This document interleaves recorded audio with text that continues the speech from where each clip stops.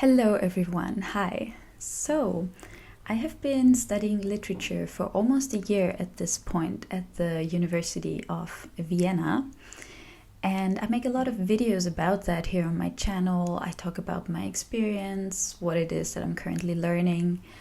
But what I've never done is to take a moment to just zoom out and give you a big picture overview over the course of my studies and to show you what exactly it entails to do a 3-year literature degree at the university. So that's what I'm here to do today. I made an illustration to walk you through the entire process from the prerequisites you would need to the first courses you have to take to all the modules and extracurricular and end thesis that I have to do over the course of these 3 years. I'll give you plenty of examples in every module of the courses that are offered in this semester, in the previous semesters, so you can get a good idea of what it would look like for you to piece your studies together if you so want to. So I hope that this will make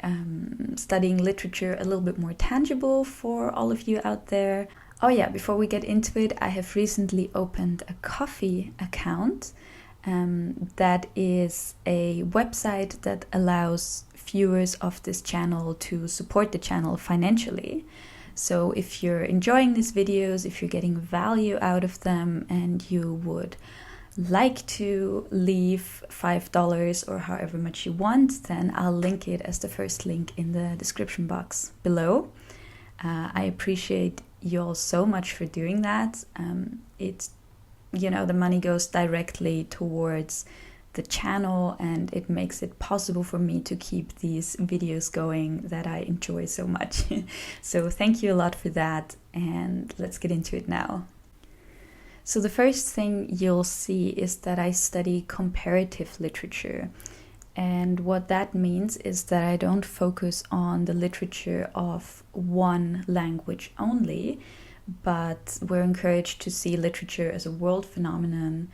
We're encouraged to learn languages and to cross-compare literature of all different kinds of cultures and languages, which I love. So that's what the comparative stands for. The degree I'm talking about is called a bachelor's degree, and it takes 3 years to complete if you study full-time. So most people usually take a little bit longer because they also work on the side. But if you would do it full time, it would take you 6 semesters, after which you'll be called a Bachelor of Arts in Comparative Literature. And if you're then interested in continuing your studies, you could do a 2 years master's degree. So let's start with the prerequisites and let's look at what is required of you up front before you even enter these studies.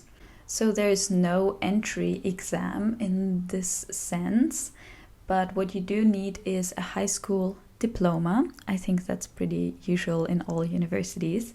And you need to be able to speak German and English, as most of the courses are offered in those 2 languages. The other prerequisite is that you have to know Latin. And my estimate is that about half the people that start studying literature with me have had Latin before in their lives in high school. So if you have had that, then that's fine, that's enough, even if that's 25 years ago. If you never had Latin in school and you never took a course, then you can still enter the studies, but you need to bring in a Latin course degree at some point during your studies.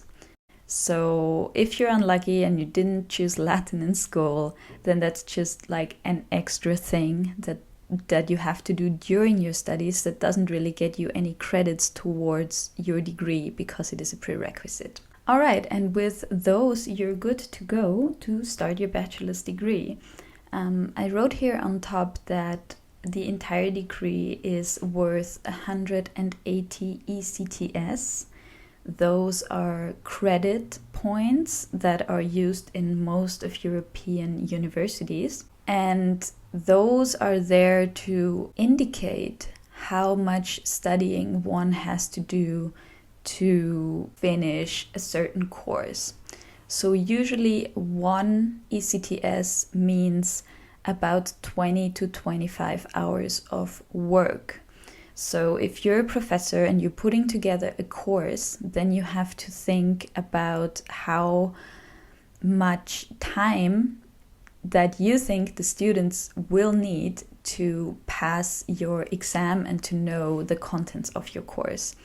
Most of our courses just have 5 ECTS, which means that in a semester for one course you need to work about 115 to 125 hours, including the lessons, the exam preparation, anything you need to read. So as I already said, most of our courses have 5 ECTS, so I usually do 6 of them per semester. Then I'm right on track with studying full time.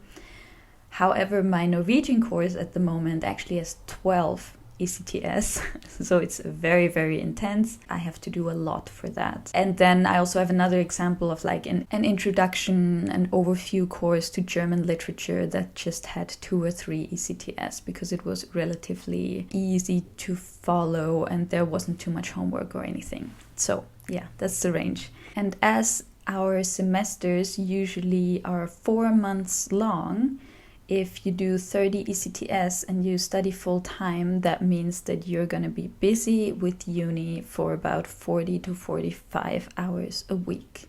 All that is in theory, and universities and different courses of studies are known to weigh those ECTS very differently. You know, some are very generous and you can have like a 5 ECTS course that you don't have to do a lot for. And the other way around exists as well. So this is by no means a perfect system. So let's go through the actual courses now. When you start in your first year, the first thing you have to do is you have to pass 3 different courses. And those are the 3 that I put in this sort of rose-colored box on top. They're an introduction to comparative literature, an introduction to literature in general, and an introduction to literary research. Those 3 modules are 15 ECTS total, and those are the courses you have to pass first before you're allowed to enroll or do exams in any of the other courses. So this is a type of entry test, I guess, even though it already counts towards your degree. And I have an entire video talking about what it is that I had to learn for my first exam, and I go in detail over what I learned in these courses, so I'm not gonna go into very much depth here, but they're basically introductory overview lectures that serve to somewhat, I think, separate the wheat from the chaff and to help students realize whether literature and working in this way is even for them. And our professors were very kind. This was by no means like an exam where they tried to kick as many people out as possible. Quite the opposite, you know, everyone's really happy when people study comparative literature because it's such a small field. It's more so really for the students to realize whether these studies are what they thought they would be. Okay, and once you pass those 3 entry exams, then you can move on to the rest of the modules, which I've put into the blue boxes here. There's no rule that you have to do these modules in any particular order, so you could just go however you want. There is something like a recommended study path though, because it does make sense to literary theory and literary research first, because they'll serve you in all the other courses. And then the different modules are first literary research. This is a course I'm following at the moment, where you learn how to work scientifically with literature, how to do research, how to quote, how to write. So the next module is called Literary Theory, where you have to complete 2 different courses of 5 ECTS each. And courses that are offered in this module are, for example, one that I'm currently taking called The Theories and History of World Literature. Another one I'm currently taking is my seminar on the spectra of postmodern writing. One that a friend of mine is currently taking is a seminar on feminist and queer literary theory. Some that were offered last semester include post-colonial literary theory. Another one was Between the Classics and Netflix, and filmic adaptations of the classics into Netflix series. So yeah, I think this gives you a little bit of an idea of what this module entails. The next big block is called Literary Transfer, and as you can see, you have to do 3 different courses or seminars of 5 ECTS each. Courses offered in this module this semester are, for example, the history of literary translation, Mexican literature of the 20th and 21st century, a course called I Read My Verse to Dragons, the poetic world of the Russian Silver Age, another seminar called Little Writers' Big Dreams about children's literature, and some that were offered last semester was, for example, my course on the topic of time and memory in modern literature, music and literature from the Netherlands, another one that is called Neurodiversity in Literature, writers with on the autism spectrum. Yeah, I think that gives you an idea. So I think you can see by now how extremely diverse the courses are that are offered. And that's one thing I really love about my studies, is that I could study with someone for 3 years, like a colleague of mine, and we could take none of the same courses, basically, except the first 4 that you have to do to be able to continue.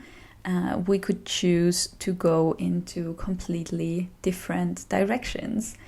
And that's honestly great. It's also a little bit overwhelming sometimes, because I feel like, yeah, I want to learn about Russia, but also the Netherlands, but also Mexico. So it's difficult to choose sometimes, but overall it's a great problem to have. The next block we get into is called The Social History of Literature. Again, you have to do 3 different modules over the course of your 3 years of 5 ECTS each. Some of those offered include Sociology of the Novel, that's one that I'm currently taking. Another one called Diaries, Literature and Gender. Then there's one about psychiatric poetry. One that is called Narrating History, the Dutch 20th Century as Family Saga. Then there's one about the question of identity in comics and graphic novels. And some that were offered last semester include a course I took on the colonial past and post-colonial present of the Low Countries reflected in literature. I've made 2 entire videos about that. Children's books of the 21st century, science fiction in Russia, or the European book market of the present. Then we're moving on to the next big block that is called English Literature. That is a module again of 3 courses of 5 ECTS each. So these courses are mostly about English literature, and they're also held in English.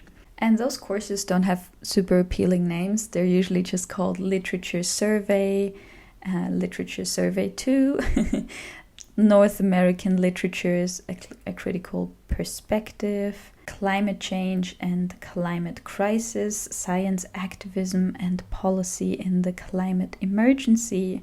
Yeah, Approaching Literatures in English. So I don't know, I haven't done any of these courses yet. I'm not too familiar with what they're about. Then we're moving on to the foreign language module. So this one is interesting.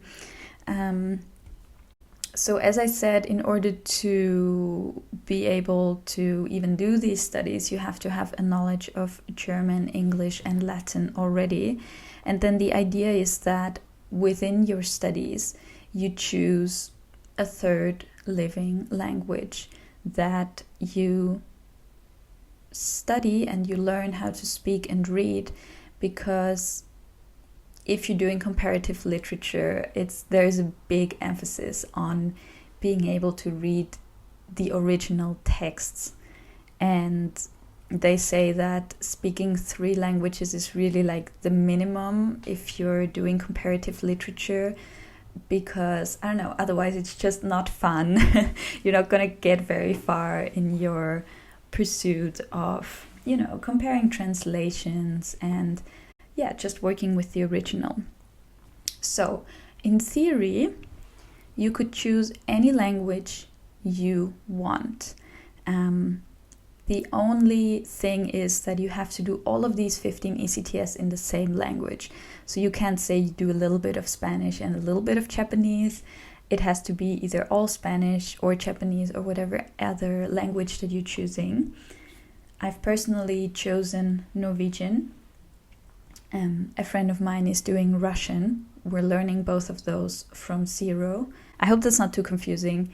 In short, the aim is that you learn another language. Which one you choose is up to you. And you're going to be pretty decent at that language, because doing 3 courses means that you're doing it for 1.5 years. And hopefully after that, you're able to feel more confident in working with those texts in the language that you've chosen.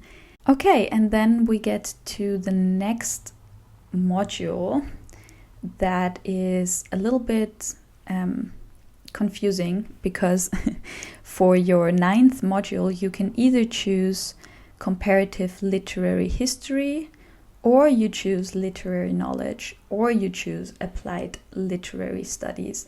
So you choose one of those 3, and then you do 15 ECTS in that one again.